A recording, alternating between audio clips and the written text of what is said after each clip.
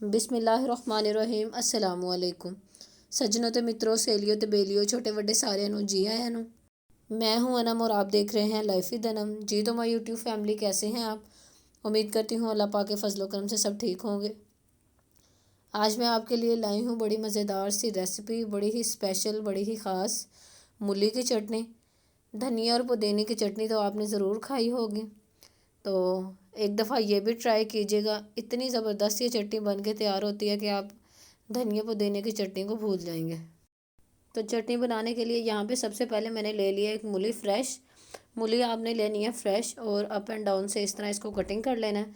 और अच्छी तरह इसको कटिंग करने से पहले वॉश कर लेना है और फिर ऊपर से ये इस तरह इसका छिलका सारा उतार लेना है। आपने मूली को इस तरीके से अच्छी तरह आपने छील लेना है। छीलने के बाद इसको हम ये बारीक कट लगा लेंगे बीच में और इसको बारीक बारीक कटिंग कर लेंगे रफली, ताकि चटनी बनाने में, रेसिपी बनाने में जो है ना आपको इजी रहे। वरना ये जितना मोटे इसके पीसेस होंगे उतना हमें जो है ना ये चटनी कूटने में जो है ना मुश्किल पेश आएगी। इसलिए कोशिश करें कि इसको बारीक बारीक जो है ना कटिंग कर लें आप। मूली कटिंग करने के बाद यहाँ पे मैंने ले ली हैं 3 सब्ज़ मिर्चें और इसको अब हम कटिंग कर लेते हैं। इनको भी बारीक बारीक कटिंग कर लेंगे और बाकी मिर्चें जो है वो आप चटनी के हिसाब से, जितनी आपके पास मूली होगी उस हिसाब से जो है ना अपने टेस्ट के मुताबिक कम ज़्यादा कर लें। तो मैंने यहाँ पे ये 3 मिर्चें ली हैं। अब हमने यहाँ पे ले लेनी है एक कुंडी या दोरी, आप इसको जो भी बोलते हैं। मसाला पीसने के लिए इससे इस्तेमाल किया जाता है। तो इसमें यहाँ पे हम सबसे पहले मिर्चें ऐड कर लेंगे और उसके बाद ये धनिया ऐड कर लेते हैं। धनिया मैंने यहाँ पे वॉश करने के बाद कटिंग कर लिया था और ये मैंने एक छोटी प्याली ली है धनिया की। अब यहाँ पे अच्छी तरह हमने जान लगा के ना सब्ज़ धनिया और सब्ज़ मिर्च को जो है ना रगड़ा लगाना है। जितना अच्छा आप इसको बारीक पीसेंगे ना दोनों चीज़ों को, उतना जो है ना टेस्ट ज़्यादा आएगा रेसिपी में। तो अच्छी तरह इसको हम कूट लेते हैं। इसको यहाँ कूटने के बाद हम शामिल कर लेंगे इसमें मूली। तो अच्छी तरह जो है मूली को हमने कूटना है ताकि जो शेप हमें चाहिए है ना वो मिल जाए। और क्योंकि मेन रेसिपी जो है वो मूली की है, तो अच्छी तरह से हमने मूली को पीस लेना है। मूली पीसने के बाद यहाँ पे ये मैंने शामिल कर लिया प्याज। यहाँ पे मुझे पता ही नहीं चला था, कैमरा जो है ना वो थोड़ा साइड हो गया था। प्याज मैंने यहाँ पे ये लिया था दरमियाने साइज़ का और ये जिसका हाफ़ पीस है ना ये मैंने इसमें ऐड कर लिया और ये बचा लिया था। तो अब प्याज डालने के बाद अब अच्छी तरह इसको जो है बारीक पीस लेंगे। तो ये जो चटनी है ना हमारी, ये बिल्कुल मुलायम नहीं बनती, ये थोड़ी ना दरदरी बनती है।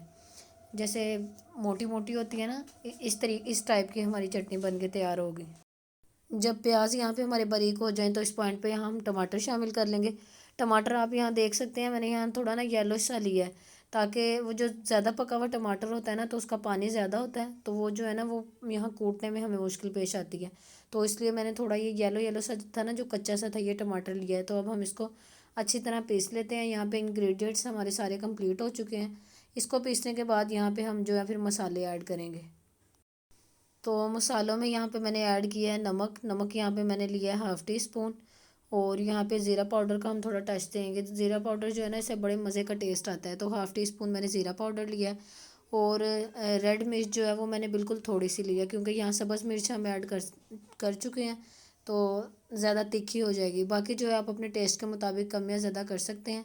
अब अच्छी तरह जो है ना हमने इसको मिक्स कर लेना है। और आपने बिल्कुल नहीं ये सोचना कि इसमें पानी है या क्या है, ये बिल्कुल सारा कुछ बीच में जाएगा। तो इसको मसाले यहाँ डालने के बाद, इसको मिक्स करने के बाद हम 2-4 डंडे जो है ना यहाँ पे और मार लेंगे। इसको अच्छी तरह जो है ना रही कसर जो है वो मिक्स हो जाए, मसाले भी सारे मिक्स हो जाए। तो फिर हम इसको जो है डिश आउट कर लेते हैं। जी तो यहाँ पे इसको कूटने का जो प्रोसेस है वो ख़त्म हो चुका है। और अब इसको यहाँ पे मिक्स कर लेते हैं। यहाँ पे मैंने टेस्ट किया था, इतनी मज़े की ये चटनी बन के तैयार हुई थी। फिर मैंने अम्मी को भी चेक करवाई। और अब हम इसको डाल लेते हैं बाउल में। और इस चटनी को जो है ना आप 2 से 3 दिन के लिए इजीली इस्तेमाल कर सकते हैं। वैसे तो ये नौबत ही नहीं आती कि 2-3 दिन तक बचे। इतनी मज़ेदार ये चटनी बन के तैयार होती है ना, जो एक दफ़ा ट्राई करता है तो वो दोबारा ज़रूर लेता है। जी तो रेसिपी हमारी तैयार है। उम्मीद करती हूँ आज की वीडियो आपको अच्छी लगी होगी। वीडियो अच्छी लगी हो तो कमेंट सेक्शन में अपनी राय का इज़हार ज़रूर कीजिएगा। मुझे ज़रूर बताइएगा कि आपको ये वीडियो कैसी लगी। और अगर आप चैनल पे नए हैं, चैनल को सब्सक्राइब कर लें, बेल आइकन को प्रेस कर लें ताकि नेक्स्ट आने वाली वीडियो का नोटिफिकेशन आपको मिल सके। और वीडियो को फैमिली फ्रेंड्स में ज़रूर शेयर कीजिएगा। तो मिलते हैं नेक्स्ट वीडियो में, तब तक के लिए अपना ढेर सारा ख्याल रखिएगा। अल्लाह हाफिज़।